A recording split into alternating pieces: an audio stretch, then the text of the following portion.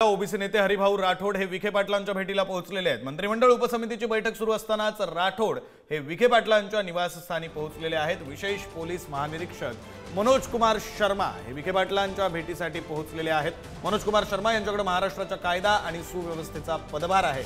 मराठा आंदोलनाच्या पार्श्वभूमीवर उपसमितीच्या अध्यक्षांची अर्थात विखे पाटलांची भेट घेण्यासाठी मनोज कुमार शर्मा हे पोहोचलेले आहेत।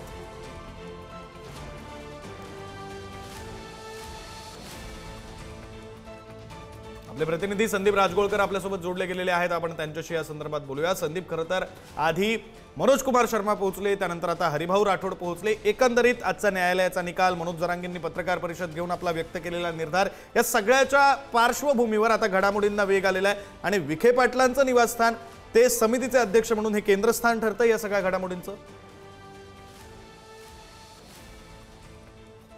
दिवसभरातलं केंद्रस्थान विखे पाटलांचं हेच निवासस्थान असणार आहे। महत्त्वाचं म्हणजे आपल्याला माहिती आहे की मनोज जरांगे यांची मागणी आहे की ओबीसी मधूनच मराठा समाजाला आरक्षण द्यावं आणि दुसरीकडे राज्यातले ओबीसी नेते मात्र याला तयार नाहीत। लाखोंच्या संख्येनं मोर्चे निघतील असं मंत्री भुजबळ यांनी वक्तव्य केलं होतं आणि त्यानंतर मंत्रिमंडळ उपसमितीची बैठक गेल्या तासाभरापासून सुरू आहे। काही मंत्री हे ऑनलाईन पद्धतीनं बैठकीमध्ये सहभागी झाले आहेत आणि काही जणी फिजिकली या ठिकाणी हजर आहेत आणि ही बैठक सुरू असतानाच हरिभाऊ बागडे या ठिकाणी दाखल झाले आहेत। माजी आमदार आहेत, त्याचबरोबर ओबीसी नेते अशी हरिभाऊ बागडेंची ओळख आहे आणि ते राधाकृष्ण विखे पाटील यांच्या भेटीसाठी या ठिकाणी दाखल झालेले आहेत। माफ करा, हरिभाऊ राठोड हे पोहोचलेले आहेत। त्यांना अजून विखे पाटील यांची भेट मिळालेली नाही। ज्यावेळा मंत्रिमंडळ उपसमितीची बैठक संपेल त्यानंतरच राठोड यांची आणि विखे पाटील यांची भेट होऊ शकते। मात्र राज्यातला एक ओबीसी नेता म्हणून हरिभाऊ राठोड यांच्याकडे पाहिलं जातं आणि दुसरं महत्त्वाचं म्हणजे विखे पाटील यांच्यासोबत राठोड नेमकी काय चर्चा करतात हे बघावं लागेल, कारण ओबीसी नेते एका बाजूला आणि मराठा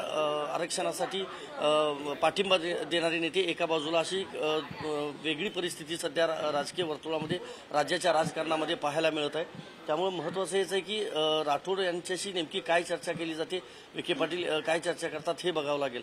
मंत्रिमंडळ उपसमितीची बैठक अजूनही संपलेली नाही आहे। विशेष पोलीस महानिरीक्षक डॉक्टर मनोज कुमार शर्मा यांच्या उपस्थितीमध्ये ही बैठक चालू आहे। कायदा सुव्यवस्था असेल आणि आज हायकोर्टातली आजची सुनावणी, त्याचबरोबर ओव्हरऑल आझाद मैदानावरचं आंदोलन, या सगळ्या संदर्भातली इत्यंभूत चर्चा जी आहे ती देखील चालू आहे। मात्र महत्त्वाचं हेच आहे की सरकार काही मोठा निर्णय घेतं का हे बघणं महत्त्वाचं असणार आहे, कारण 5वा दिवस आहे आज मनोज जरांगे यांच्या उपोषणाचा आणि त्यांची प्रकृती आता ढासळत चालली आहे। त्यामुळे मंत्रिमंडळ उपसमितीच्या आजच्या बैठकीतून नेमकं काय निष्पन्न होतं हे आपल्याला थोड्या वेळात समजू शकणार आहे। संदीप, वेळोवेळी अपडेट्स घेत राहू। धन्यवाद तुम्ही दिलेल्या सगळ्या सविस्तर माहितीसाठी।